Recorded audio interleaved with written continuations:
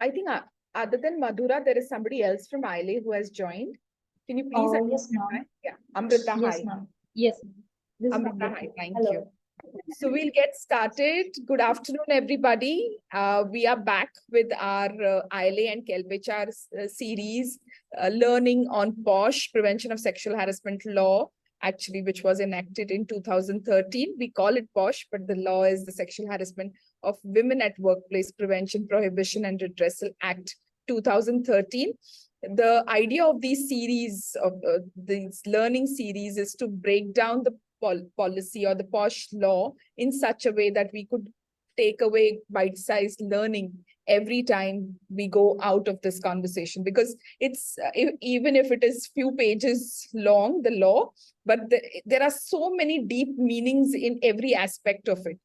So we try to break it down every time we come here and discuss this. We bring in some eminent folks to hear from them, even the practical aspects. Okay, there are times which is written may not be construed or understood in that particular fashion. Sometimes we fail to understand, sometimes we interpret in a following way. So we bring in lawyers, we bring in experts from the industry to understand this better. So today we have lovely people here with me. I have first to start with Monika Jain. She has more than 24 years of experience. She's now leading entire gamut of HR practices, from talent acquisition to talent management, learning and development, with major focus on leadership pipeline development, organization behavior, performance management, and organizational effectiveness. She's currently with ABC Consultants for over a year. She has previously worked with Biba Apparels, Nielsen India, IMRB International, the Times of India, Amadeus Indian, and the JK Group. She has been part of internal committees and has led multiple initiatives around gender diversity and feels passionately about diversity, inclusion, and equity aspects. And I know her passion. I feel her passion. I work with her closely, so I can really vouch for that. Monika, hi. Thank you so much for inviting me for this webinar, and it's an absolute pleasure to be part of it. Thank you, Monika. With Monika, we have another powerful woman here, Riitu Aggwekar. She's a practicing lawyer with over 2 decades of experience. Riitu comes with a rich hands-on experience with PoSH domain as well. Okay, currently she's part of KelpHR COE team.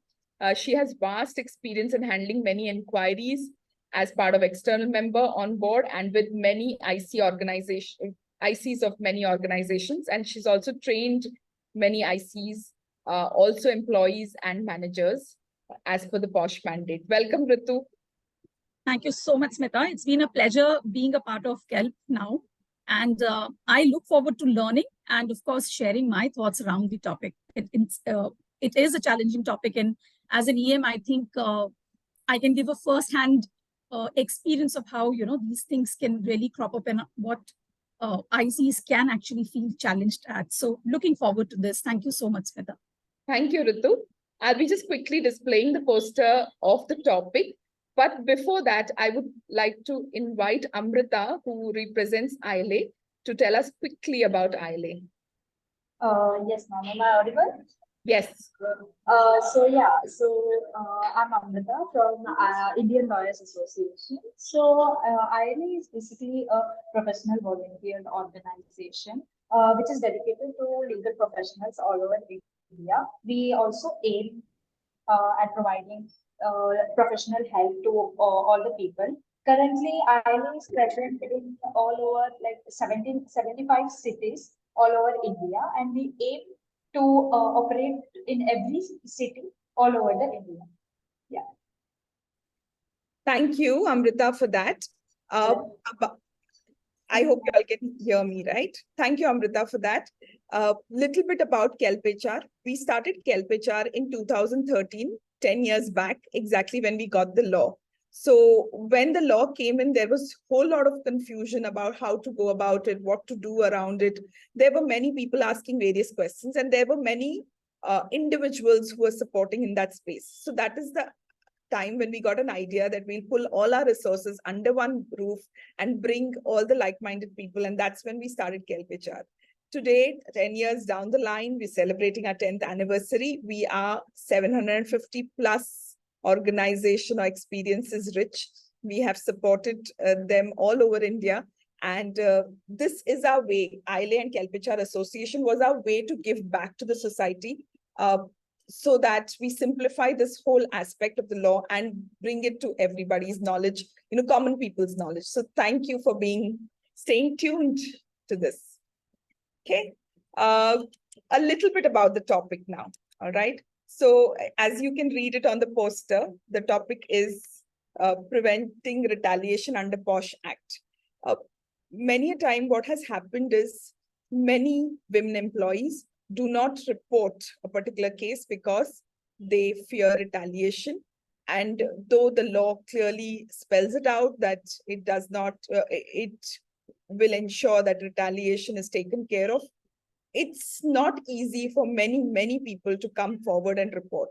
Not only a victim, but even witnesses feel retaliation. And there are some spaces where I have felt that even a respondent who's been accused of sexual harassment feels retaliated against, okay, because there's a sexual harassment complaint against them, right? So this is a very important topic, and that's why we thought it is important for us to know what all of this comprises.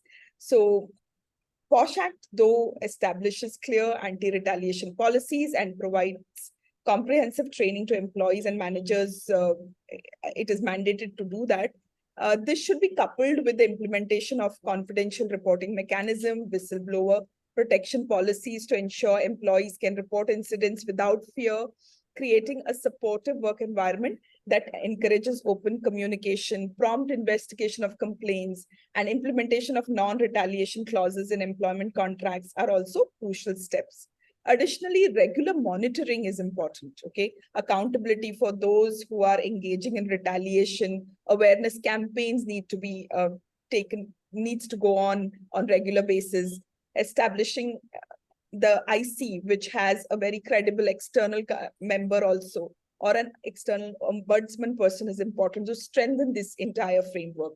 These measures collectively prompt a workplace culture that prioritizes the safety and well-being of employees, which comply with legal requirement of the PoSH Act. So having set the context, still there are many questions that we will try and respond to today. My first question is to Riitu, actually from the aspect of law. Riitu, what are the key provisions of PoSH Act and how does it address the issue of retaliation in case of sexual harassment? Does the PoSH Act addresses the issue enough? Okay, so Smita, I think you covered in the context a lot of things for us to speak. But I think from the enactment per se, like we cover the confidentiality under Section 16, there is no specific section for prevention of retaliation. Instead, it provides for a recommendation from the IC in case the complainant feels, that certain things would be retaliated against her if she has come forward to the IC, right? So to put it across in simple terms, Section 12 provides for that the IC can make suitable recommendations to the management to take certain measures to prevent the retaliation from the respondent. Now, those actions can be dependent upon the kind of allegations surrounding the gravity of the situation in hand, and a couple of recommendations can also look as simple as changing the reporting line of the complainant. If suppose she's in direct line of reporting to the respondent, right? It can be change of the workspace. It can be also putting her, work from home or leave till such time that the investigations are underway. At times, we have also seen that the organizations can resort to putting the respondent work from home or suspension also. So depending upon the gravity of the allegations and the incidents surrounding it, the recommendations can be made by the IC. As per the enactment, like I said, it provides for recommendation by the IC, but it does not speak about retaliation per se, right? So that's how the enactment provides for retaliations. Quieter the act, then I'm sure corporates have devised plan to handle it. Okay, so Monika, I have my next question for you, that how can organizations proactively foster a culture that discourages retaliation and encourages employees to report such harassment? As Riitu said, it is quite quiet. It is quite, and thank you for asking this question, because there's a lot that organizations need to do. That's a big responsibility that organizations do have, on their shoulders. But to answer this question, I'll actually go back a little in history, and not too back though. Let's say around 2012, 2013, when the PoSH Act came into being. And as we all know that the Verma Committee was headed by the former Chief Justice of India, who's Jagdish Sharan Verma. This committee reviewed the sexual harassment of women at Workplace Bill 2012. And interestingly, they recommended that there is a specific section, which is Section 14 of the Act. If it continued to be there in its form, it would defeat the very purpose to prevent, prohibit, and redress sexual harassment. Now, that's an interesting recommendation they made. Let's understand what sections 14 is all about. Section 14 of the Act punishes a woman for filing a false and malicious complaint. The committee highlighted that this provision, unfortunately, will actually enable organizations to retaliate or seem to be retaliating against the complainant and prohibit actually other women from coming forward, to raise these sexual harassment complaints. Interestingly, the bill was due to be passed in Rajya Sabha, and it was actually passed, but without taking any recommendations into account.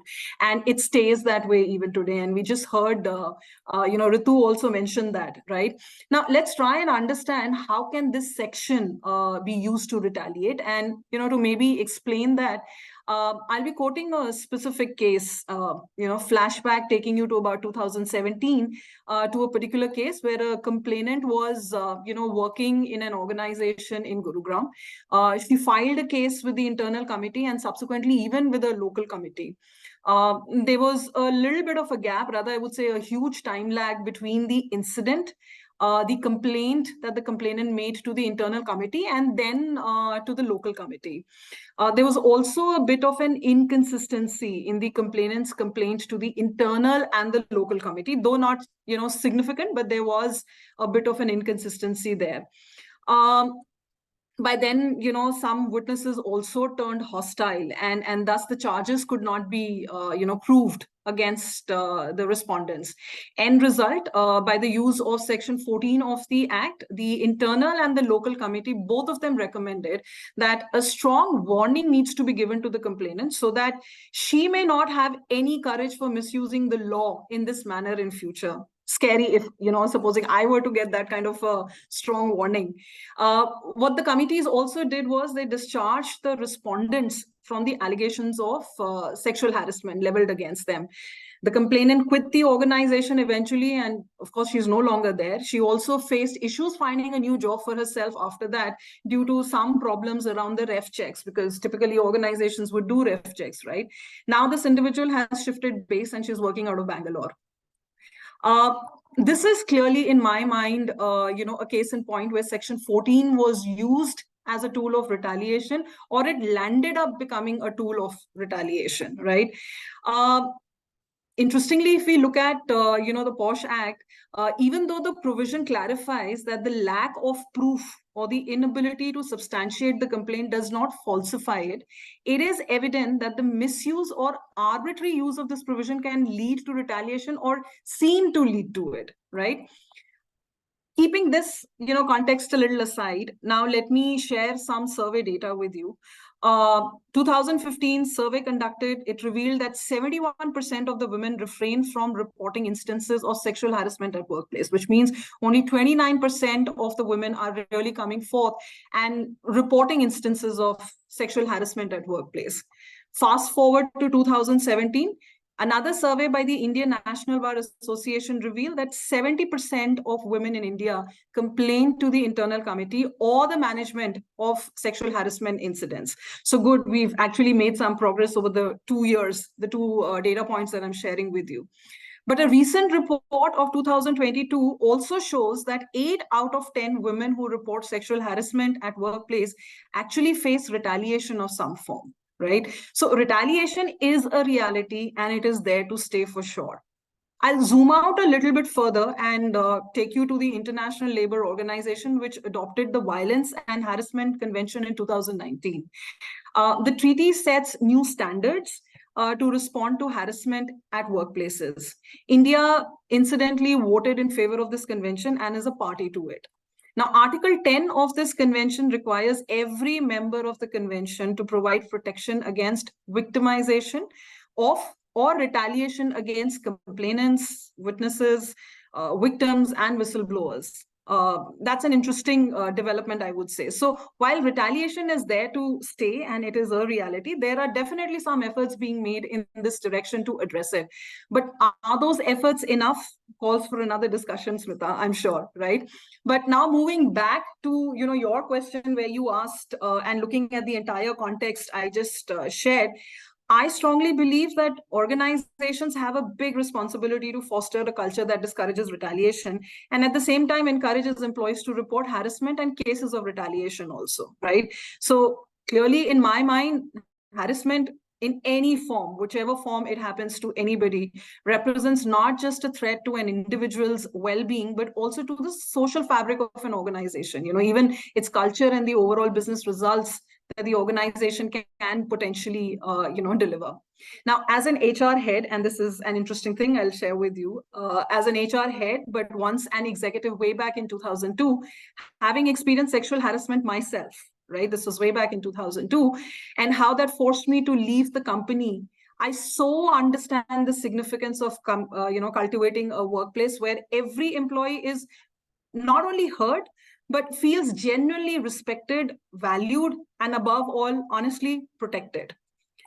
Let me share some insights with you on ABC also. That's the place where I work, and there are some best practices that I would love to share with all of you. 65% of the total employee workforce is women at ABC. 10% of our current women workforce have returned for a second stint at ABC.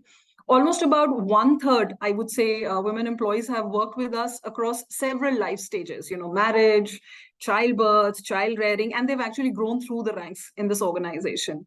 1/3 of our women workforce have stayed with us for minimum 10 years. And 50% of our leadership team are women. An average tenure of a vertical leader or a functional leader is roughly about 18 years. We have a gender agnostic PoSH policy. And one interesting insight I'd love to share over here is just one sexual harassment complaint over the last 54 years of our existence. And I truly believe that we would be doing something grossly wrong or something grossly right to be there, right? And I'd like to believe it's the latter. We recently, in fact, also got ranked as top 10 great places to work for women by the Great Places to Work Institute in our very first attempt. We also got ranked in the top 25 places to work by KelpHR 2 years in a row, and we're gunning for the third time getting that award for us. So my assumption wouldn't be wrong if I were to say that we're doing something definitely right to achieve these external validations and create that culture, where people feel safe and respected and protected. For me, clearly, it's about the intent of the organization. That's the first point I'd like to make over here. And what, does an organization really believe in? Is it just the top line or the bottom line and the bottom line? Or is it the overall well-being of the people, who are working with you? At ABC, for us, creating safe and respectful workplaces is a priority, not just for HR, but for the leaders, the managers, and every individual person who's working at ABC. And Prevention of Sexual Harassment Act, this is viewed very seriously by us. It's not a box ticking exercise for us. It's a way of life for us at ABC. We have zero tolerance whatsoever for any kind of harassment at workplace. In fact, our policy clearly defines, examples of harassment reporting mechanisms with a lot of focus on confidentiality and anti-retaliation. And it also explains the types of remedial actions that may be taken against employees if they are found guilty of any kind of harassment or retaliation, including a lot of disciplinary measures and termination. We've also, diligently established a very robust complaint mechanism that empowers employees to confidentially report instances of harassment. And in fact, our IC has one of representation is from KelpHR. So you would know it best as to how we really make sure that every complaint that comes to us, we are meticulously investigating it, and appropriate actions are also expeditiously taken. Our IC, believes in addressing the issues head on, and they do not shy away whatsoever from recommending any tough actions if required. And they also believe in empowering employees to come forward and report any incidents without any fear of retaliation. So you will actually see our IC members going, walking, talking to people, getting a pulse check, really understanding if all's well. And, things have worked in our favor, and they have been pretty well. There's also been a strong commitment that we've had towards conducting a lot of awareness programs, and we conduct a lot of training sessions. And these initiatives are really designed to enlighten our employees about harassment, and their rights. That's the most important piece. So being aware of what harassment is all about is one part of the story, but even, being aware of what their rights are as employees in organization is like equally important. Policy debriefs happen during our induction as part of our induction program also. So what we do is clearly no rocket science, and Smita, you just mentioned right in the beginning that these are certain things that we should really be doing it. But it's our commitment to create a safe and a respectful place for all that really stands out for us, and we're so proud of it. For us, creating respectful and safe places to work is a way of life, as I mentioned earlier also. Let me give you another example of how we did it in one of our previous organization also, and this is not a ABC example here. This is way back in 2018. We did a little bit of a number crunching in our organization, and we realized that it's only 32% of our population, who are women, and only 2% of our women workforce were in leadership roles. Now, this was a little appalling as a number, because the global average of women in leadership roles was roughly about 22%. We're talking about 2018 for us, right? And this was a study done by Forbes. And we definitely knew that something had to be done. So the first step obviously was diagnostics. And what we did was we conducted some focus group discussions, and we just asked one question, and we said that share with us that one comment or compliment you received that you've not been able to forget, being part of this organization. And some of the comments were appalling, for example, we had somebody sharing that, she apparently received a comment saying that you're looking hot today, ma'am. Right, to somebody actually receiving a comment saying that, why do you even need a bigger increment? Whatever I've given to you should really work for you, because your husband's working, and this increment that you need is fundamentally to fund your cosmetics, right? So why do you even need such a big increment for yourself? So we realized that there is something definitely wrong, because the way we heard these comments, and we knew that something definitely needed to be done. So we started also observing some of the behaviors in get-togethers. We would see the men with, a glass of wine, and they're networking, they're talking to people everywhere. And then one section of women sitting together, not engaging, enough, and constantly looking at their watch, right? Trying to figure out when they can really escape this party and really move forward. We realized there was a problem, and the first thing we did was we strengthened our reporting channels. That was extremely important. The internal committee, we had to really strengthen it. We revisited, relooked at the members of the internal committee, and at a right and an opportune time, we really got the right bunch of people in the internal committee. We did a lot of trainings for our people, and really got people to understand, what sexual harassment is all about. And if you're experiencing, just come forward, because we have a very strong reporting channel where a lot of confidentiality will be maintained, protection against anti-retaliation and all of that. We got talking to them, and we explained people about it. So I think a lot worked in our favor.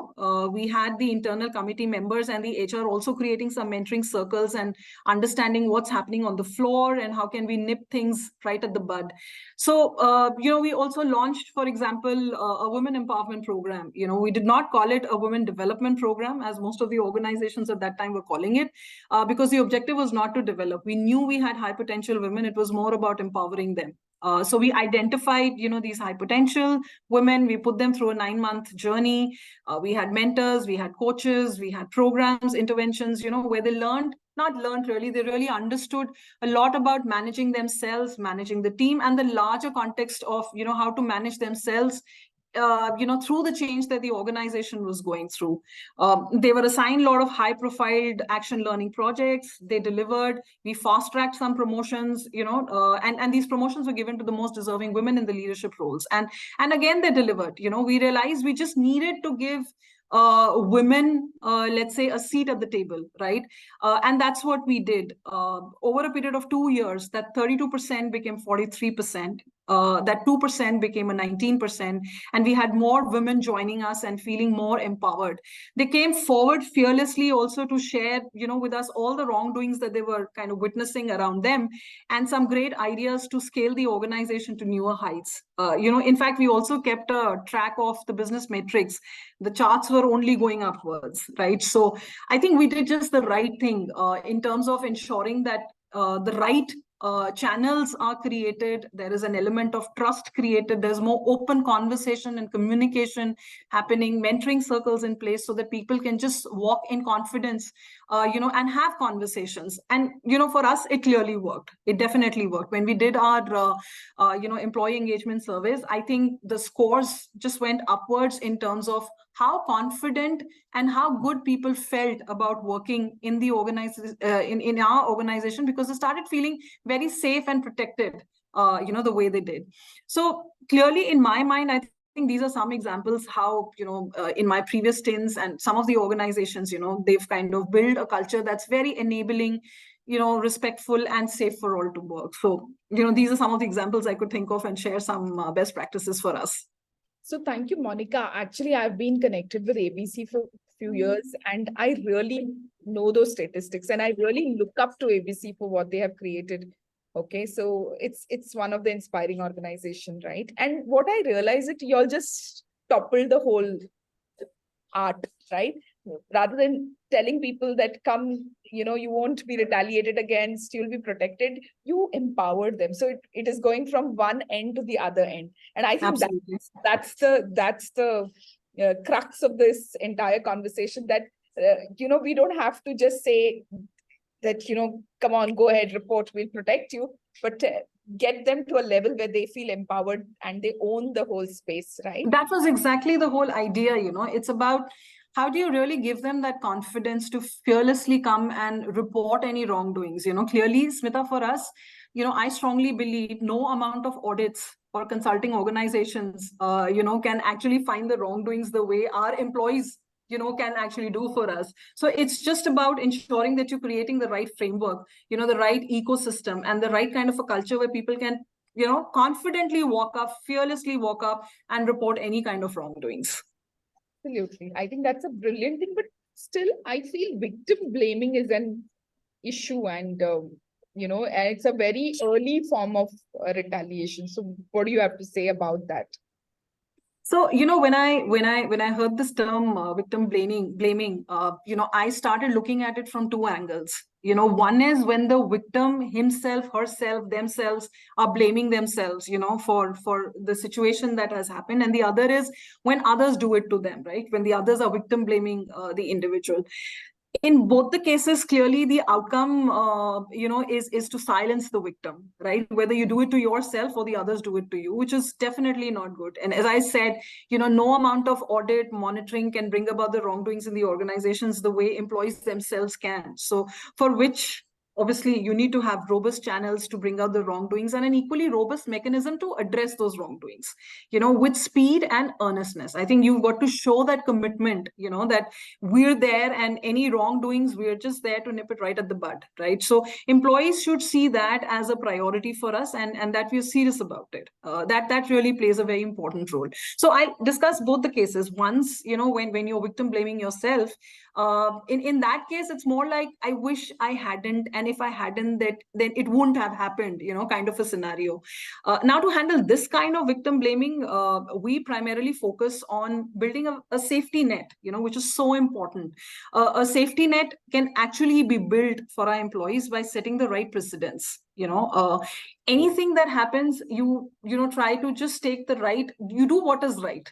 Right. And that's the whole idea. So you build that kind of a safety net, you set the right precedents. Listening is key. I think as much it is, we say it's a two-way, communication, which plays such an important role in building that trust in any relationship.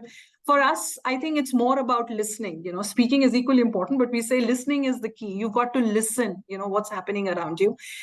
In fact, letting also people know that it's not their fault. If you land into a particular situation, there's a wrongdoing that's happening to you, don't try to victim blame yourself. It happened because, you did something wrong. So, we want people to look at things objectively. And of course, two important things, one is quick redressal is important. As they say that justice denied is justice delayed. So quick redressal is so critical and so important.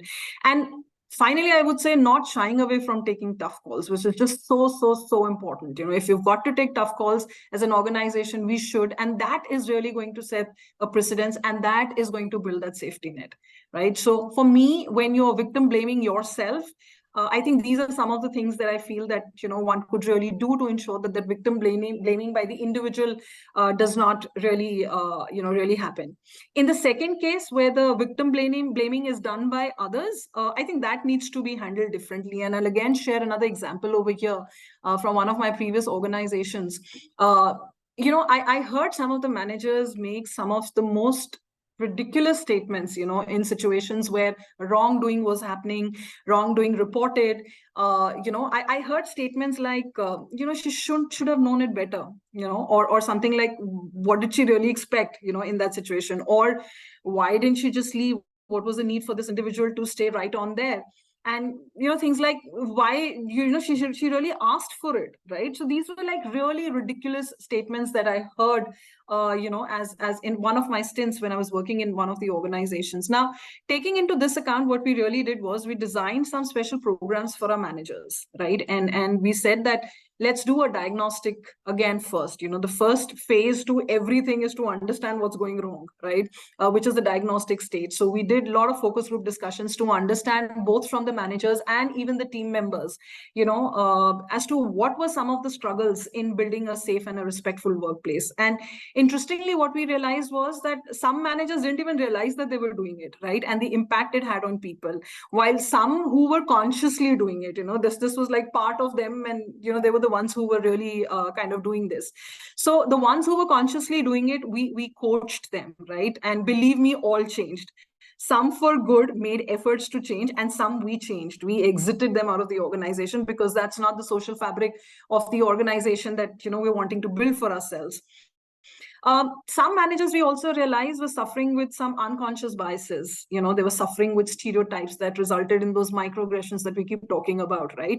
So keeping all of this in mind, we designed a program and which focused purely on this topic. So imagine there are, managers going through a managerial effectiveness program, and one particular,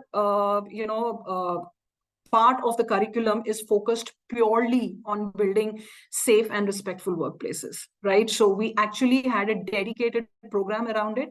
And, this was a journey that our managers went through. And we actually called it the manager school. So managers becoming part of the manager school, going through a 9 months journey. And like any school, you would have a dean. We actually had a mentor, who would be one of the leaders and would actually guide these folks through these tough times and tough situations around, building safe and respectful workplaces. So I think this really sent out a clear message to people in our organization that this is important and it requires a special focus and a dedicated curriculum, a dedicated intervention, around it. So I think in my mind, clearly, the question that you asked, therefore, victim blaming, I think we need to handle it differently when one is doing to oneself and when some others are doing it consciously or unconsciously, to the people around. Yeah, actually, I think it comes from the space where we were trained to first see, oh, you must have done something. That's why this happened to you. Correct. You Correct. went to the party wearing short clothes, so you invited. So I think this comes from also our baggages from absolutely those stereotypes and all those other things that we and they really create a lot of issues. Some people, as I said, consciously do it, while some don't even realize they've done it and the impact it's happening it's having on people. Virtually silencing the victim and not actually discouraging them from coming forward and reporting any such cases. All right. I think great input, Monika, and great examples that you shared. Recently, I have also started in my conversations to include examples of being safe and being responsible, okay, to the women employees and all that. But because we see multiple cases where they were dependent on the other person for their own safety, right? So my challenge to them was that as a working woman, I mean, because this happens in workplace, why would you be dependent on somebody else for your own safety? So if you're going out late in the night, you should know when to stop drinking. Okay, you cannot get drunk and get sloshed, right? You have to be. Same goes to the men also. Men cannot say, oh, I was drunk, I did not remember, right? So this goes to both, that just because there's booze flowing, you have to know. You can't say I was drunk and I didn't know, right? So being safe and being responsible is another conversation we are having, and we could take it later, but this triggered me to also share that we are saying that there needs to be a balance. Okay. With that, I want to ask Riitu. Riitu, you are an EM with multiple organizations. So what are those varied kind of retaliations that you must have heard or you found that happens to, a victim or a witness, or maybe even to the respondent, as I spoke about? Correct. So before I answer your question, Smita, Monika, I mean, I second whatever you said, right? And when I started, I said that the enactment cannot and does not provide enough when it comes to retaliation, right? And while I would be answering the question which Smita raised, I think a little bit of background here when we go back to the enactment itself. It focuses and emphasizes on prevention and prohibition. So I think we have a lot of learning that why the the legislatures never felt that the redressal should be the first, right? It doesn't say that if you do this, you will be punished for this. It talks about prevention and prohibition.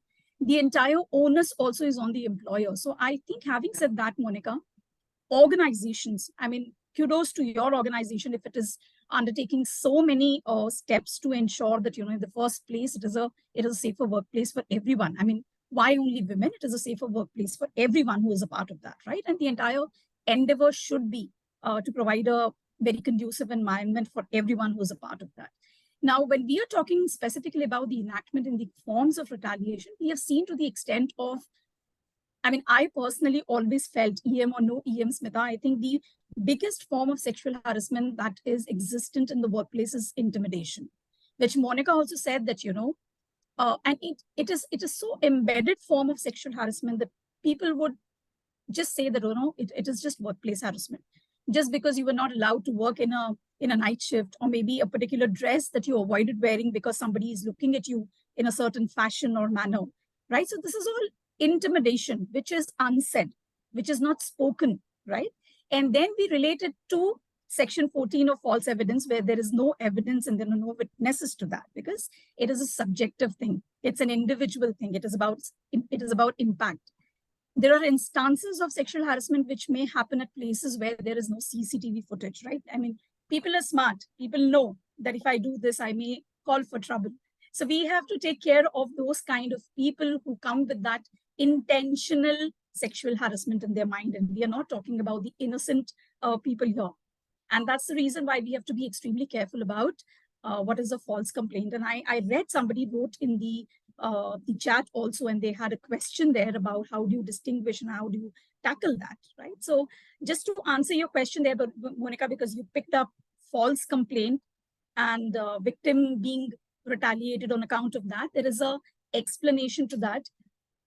False complaints cannot be written off just by itself, right? So first thing is the investigation. The IC has to be extremely robust when they do their investigations and reach a conclusion that it is not because of lack of evidence, it is because the evidence was fabricated. And I think there is a lot of difference between these two thought processes, right? So I'll come to that later.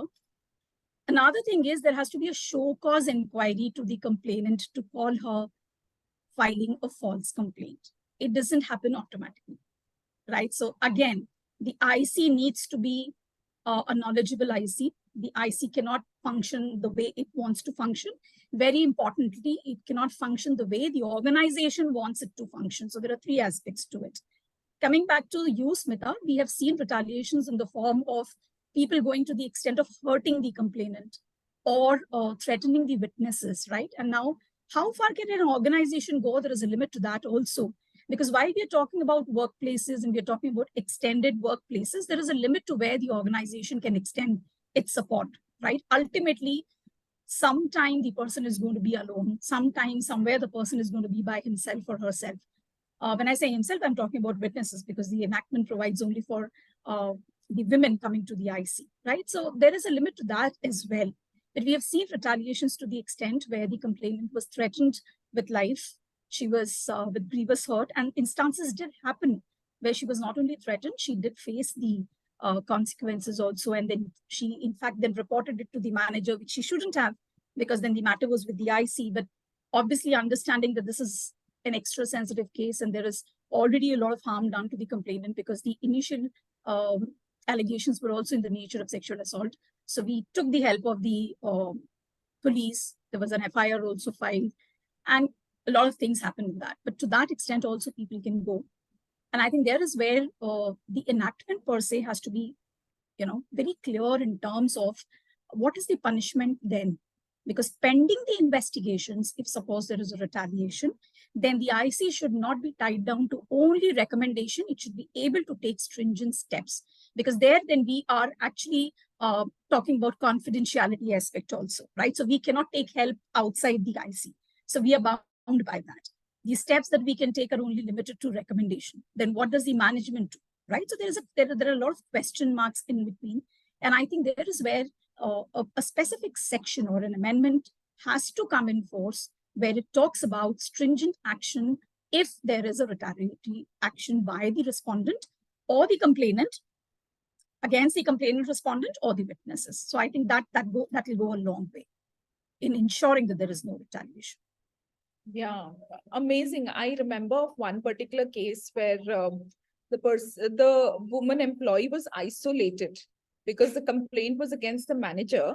Very subtly, the manager actually used the WhatsApp group and made some statements, not in as many words, but very subtly. And then the whole team kind of isolated her. Okay. And it was not black and white, it was so subtle. Right. But when we look at the chain of events, you can make out that there was a clear form of retaliation.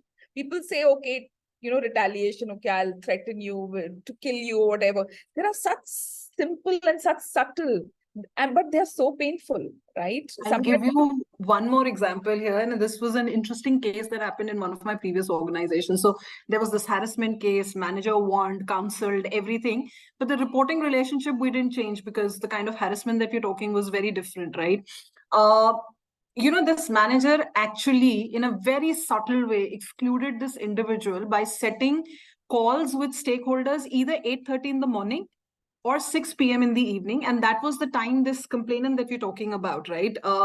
She would actually be traveling, she would be on the road. And this is the pre-COVID times, right? Where it's important for you to be there, face-to-face meetings, etc.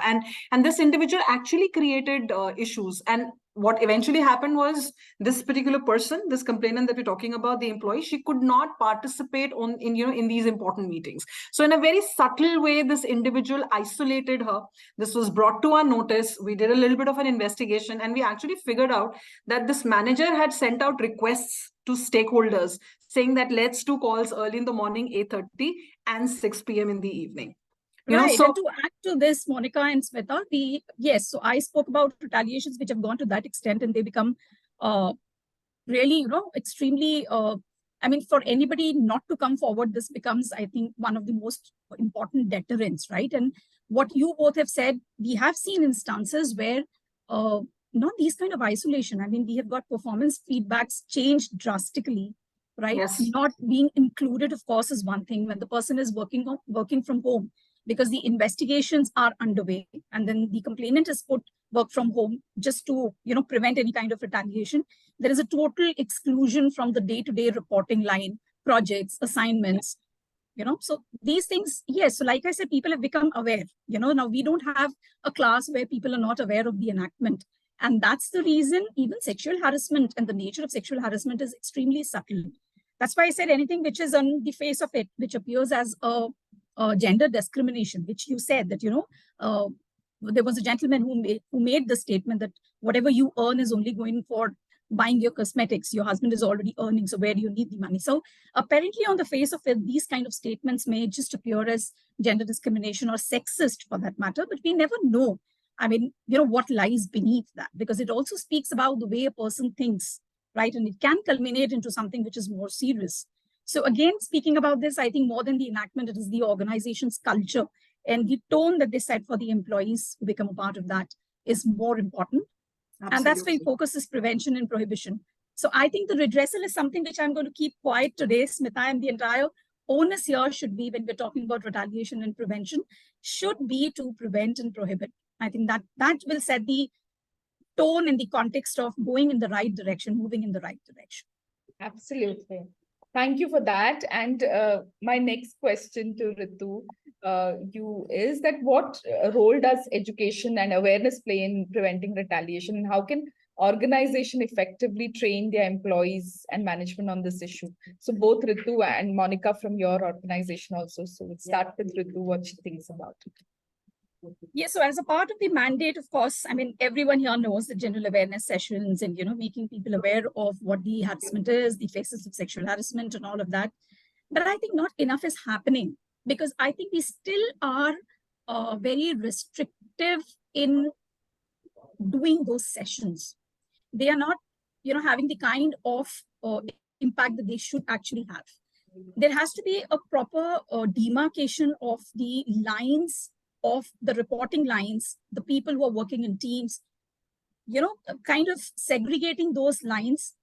Because I think when we're talking about specific aspects of sexual harassment, we are also addressing the lines of hierarchy here, right? So not all sexual harassment will happen in the vertical line of hierarchy, say, for instance, right? We are also talking about people who are vendors, who are contractors. We are also talking about people who are not a part of the same organization in terms of working and operating from the same space. Now, when the entire context of workspace has changed in post-COVID, during COVID and post-COVID, and we are also talking about virtual workspaces, I think the definition of workspace and workplace also has gone vast, and it includes a lot of things which were not there earlier, right? So one thing is making people generally aware of what sexual harassment is, which I think, everybody around now is aware to a larger extent that there's certain things which don't make you feel comfortable, and whatever doesn't make you comfortable is essentially sexual harassment, because that's the broader understanding of the concept of sexual harassment. What it needs to actually do is also enlighten people about the process mechanism in investigation. I think more focus has to be there if we have to achieve and prevent retaliation, because I think a lot of organizations still don't have clarity. And when it comes to the employees, they are not very aware of what an internal committee is. So while we are talking about prevention and prohibition, we also have to address the redressal mechanism so that people don't create a lot of channels when they are going and talking about it also. So say, for instance, something happens to me. I don't go and talk to n number of people. I directly approach the presiding officer, discuss with her. there is another important aspect here is that being able to recognize what is sexual harassment, right? So very carefully, right? We all have to be extremely responsible because, like I said, there is a lot of power in the enactment. It's a very sensitive allegation, something which is seriously going to be detrimental to the lives of the complainant as well as the respondent, right? So serious thought has to go into that as well. People should be able to identify, be able to recognize, should be able to draw clear-cut distinction between what are the serious allegations which can actually be brought to the IC. And I think there, the internal committee and the HR together and collective action plays a very important role. So general awareness sessions is one part of it. Breaking it down to different levels of hierarchy, like Monika also said that, they have extensive training programs for their managers. Breaking it down further, bringing it down to each team and then each individual. I think that is how the approach should be. So that everyone around knows that this is something which can land me in trouble. Now, calling somebody you look hot today might be a plain statement which can have different interpretations. Then what kind of impact, whether I can go to the IC for this, what was the real intent, what was the body language? Now that is being able to identify, recognize, clearly demarcate it from whether it was really intended to cause me that discomfort, right? So everything is not sexually colored remark. Even if it is the word hot is used, everything will not come under sexually colored remarks, right? So I think this is very important, Smita. And this understanding will take a lot of time because not every organization is going to get into the steps that Monika just shared about their own organization.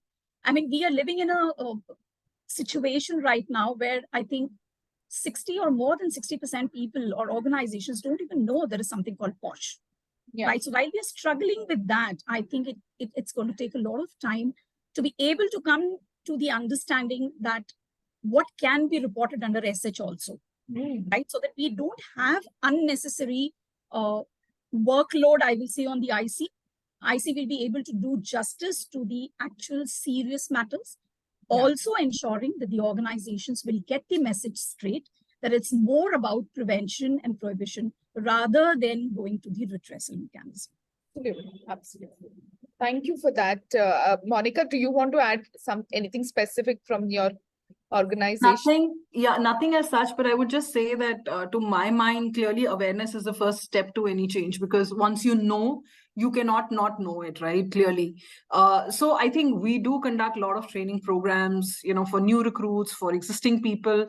And what we also make sure over here is that, these training programs are done in a way where you have heterogeneous groups coming together, and you have managers and team members becoming part of that entire program, because then that is where you bring a very holistic view for everybody. So imagine my manager and I am part of that sexual harassment, program, and I have a heterogeneous group. I don't conduct it for, homogeneous groups. So that's one thing that has really worked in our favor, let's say at ABC or even otherwise. So that's been a standard thing that we've actually been doing. We've also done some very innovative stuff, when you have these youngsters now becoming part of the organizations, we do a lot of, you have things like graffiti walls, you have things like, we just recently did, for example, at ABC, a Did You Know series, email and a WhatsApp campaign, which, actually shared on WhatsApp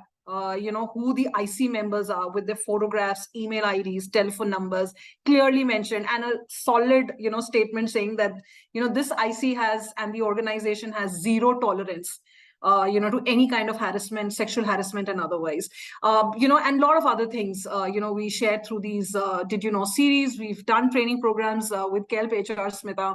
We did online quizzes, for example, for after the training program, we kind of did this quizzes to understand, have people really understood. And interestingly, this was a quiz we sent out to people, and when people did not score the requisite percentage, to get that certificate of having successfully completed the program, people actually dropped messages to us, asking us then what's the right answer, what's the right way, of doing things.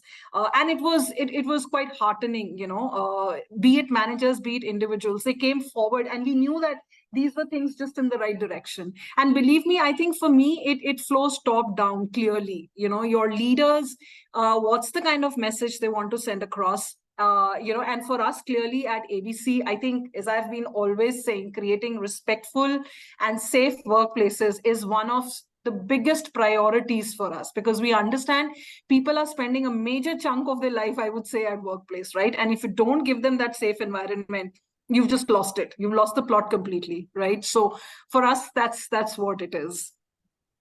Absolutely, and so well said. And I've been watching ABC very closely, and I see the leadership commitment there clearly, Monika.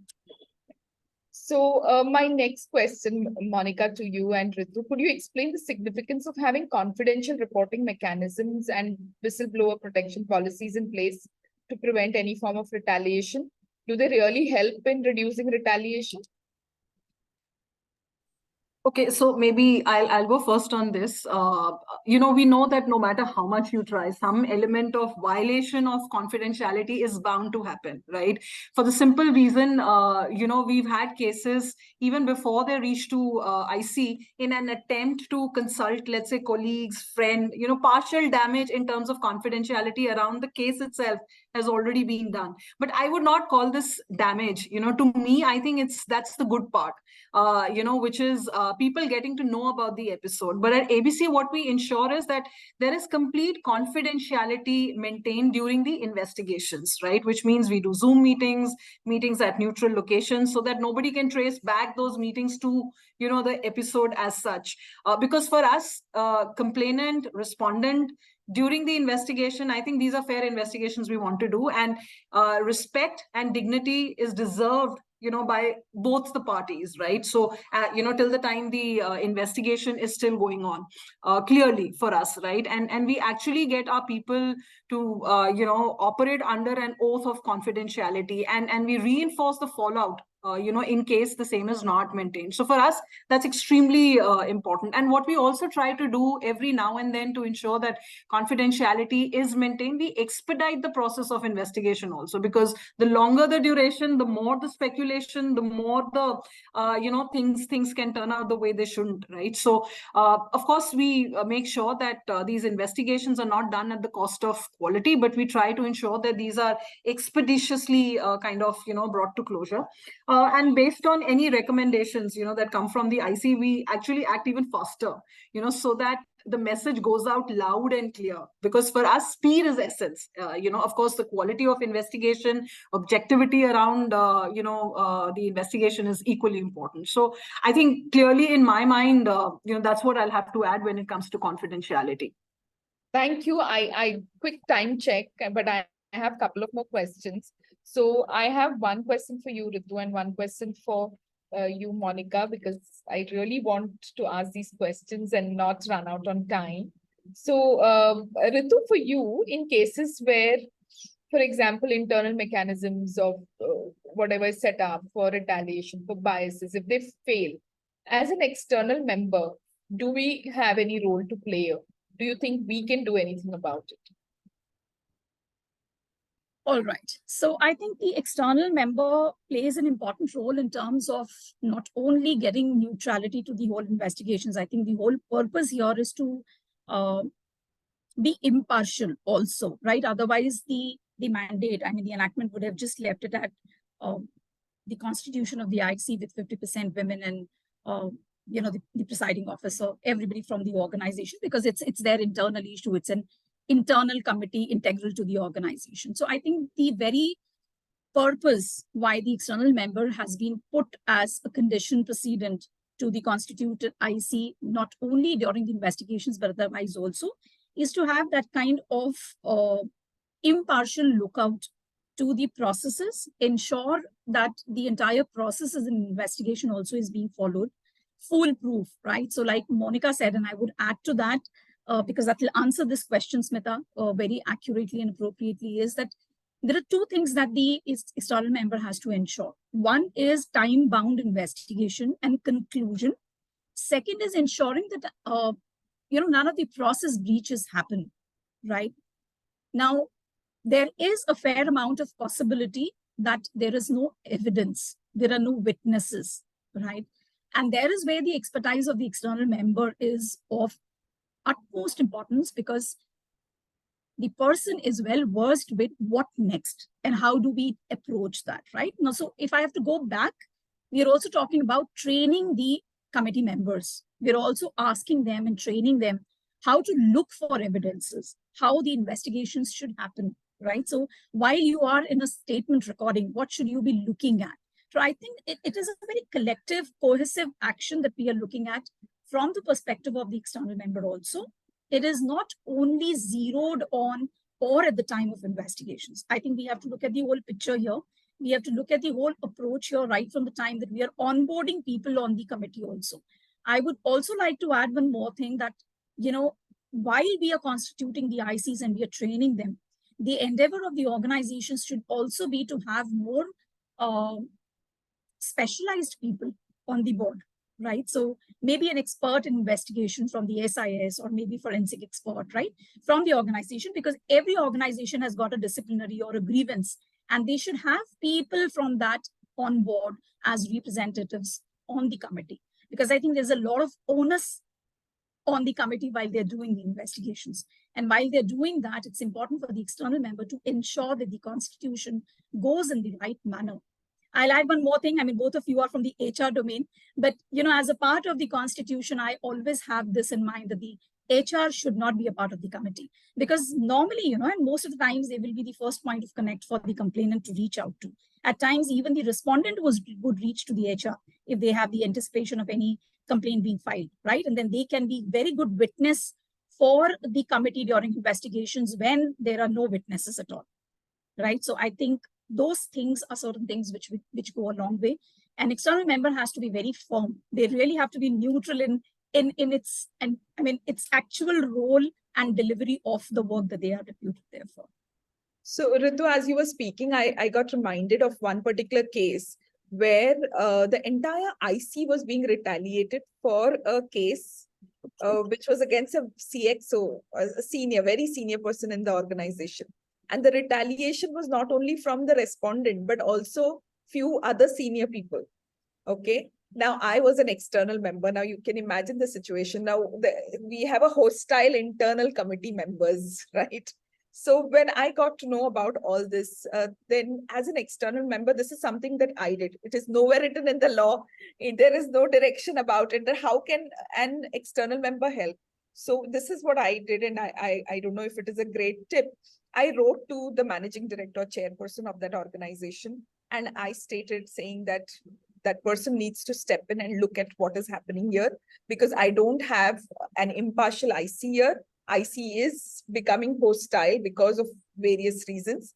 And I clearly stated facts there. And I didn't get a response because that went to a very senior person and maybe he was trying to figure out what's happening. Then I wrote another follow-up mail and I said that if immediately something is not done, then I will have to report it to National Commissions of Women. Okay, because correct. I feel very clearly as my role, this is something that I have to do. So what do you think? And I got a response finally, and I got an intervention too. So correct. Those helped. But unfortunately, all these things are not written anywhere. And this was purely from my act of doing the right thing, you know. So this is so I absolutely am in agreement with you. And most of the times why the ICs would go hostile is because, again, they're a part of that organization. They have to work with them. So there are a lot of conflicts otherwise also because they're working with them day in and day out. I mean, in all probabilities, each member knows each other. And then if the complaint comes against somebody whom they are reporting to, of course, we have provisions where the person should not be in the direct line of reporting. The member has to step down. But let's take a look at organizations which as such are struggling to onboard people on the committee, right? There are practical difficulties as well. And I absolutely second you, Smita, on this stance that we have to be very clear with the communication. The intent there from the external member has to be very firm that this is how things would operate. This is what the process is. And then communicate that over an email to the entire committee so that everybody has that communication clearly, right? Because ultimately, again, I mean, I'm making a very bold statement here, but the enactment is absolutely silent, and even the organization's policy is silent about how do they take care of retaliation against the members on board. And then the external member is absolutely not a part of the organization. How do we handle that? Right? So I think a lot has been spoken about complainant, respondent, and witnesses and retaliation against them. What about the members on board? And there are people, when the committee is constituted, they have this question. This question comes to the external member, and I'm sure, Smita, you also must have faced this, that what if somebody retaliates against us? What protection do we have? I said, unfortunately, we don't have any protection, but that's how we are strong people here, right? So we are the keepers of law, and we have to ensure that. But with the external member, it becomes even more, right? So all the more reason why the communications have to be extremely black and white, over an email, categorically very clear that we will not be compromising on the processes. If there is any breach, Smita, I would second, and I think in your place, even I would do the same thing, right? Great.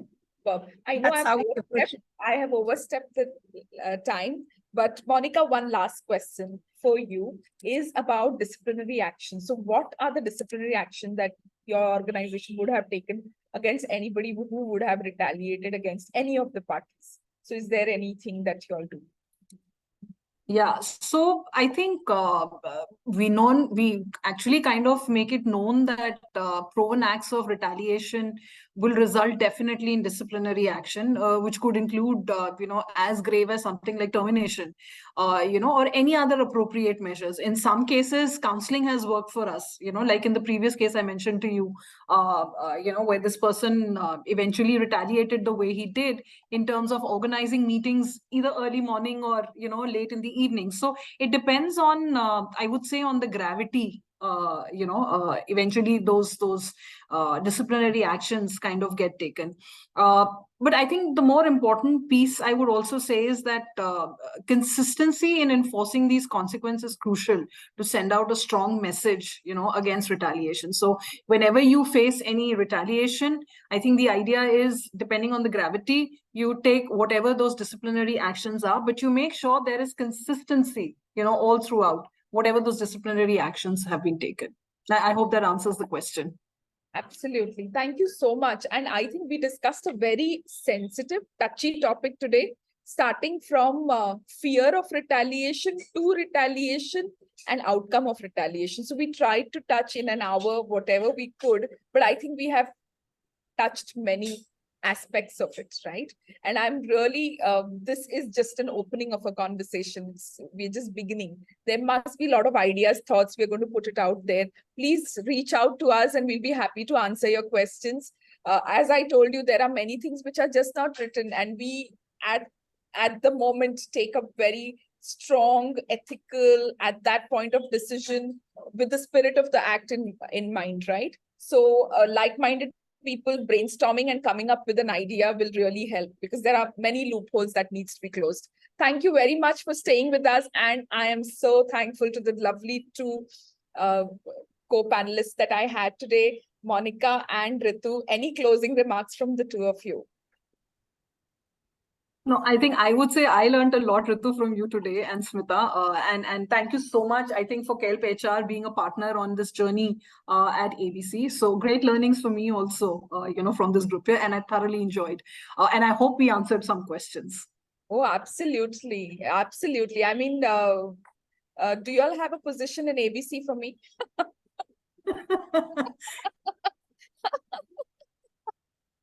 All right. We need you at Kelp, Smita. So stay with us. Let's have a conversation after this meeting. Who keeps Smita with them? Riitu, anything from you? Yes, so the feeling is mutual, Monika and Smita. A lot of learnings. I think there is a lot to learn mutually always with our experiences, because experiences are individualistic in nature. What we get from the enactment is there, right? So, but I think experiences are individual. But I hope that someday we will talk about PoSH enactment 2013 to be a matter of the past. And we don't need this enactment in the first place to tell people how to behave with their co-workers. Let's hope for that, Smita and Monika. That's an aha moment, Riitu. Absolutely, absolutely aha moment. The day when we say, what? PoSH 2013, what was that? I agree So 100% with you on that, Ritu. correct. Yeah. So that should be our endeavor. I think with more awareness, I think we will be able to have more sensitivity for everyone. I mean, I don't talk about one gender here. I talk about, because it's a collective atmosphere that we're talking about, conducive for everyone. So let's see. Let's hope for that one day. Sure. Thank you. Thank you, all of you. I'm sorry there is no time to take questions, but you all can definitely write to us and we will respond to your questions. Thank you. Thank you all. Thank you. Bye-bye. Thank you, Could everyone. you Thank stop you. recording, Bye. Shruti, stop recording and stop the live screening.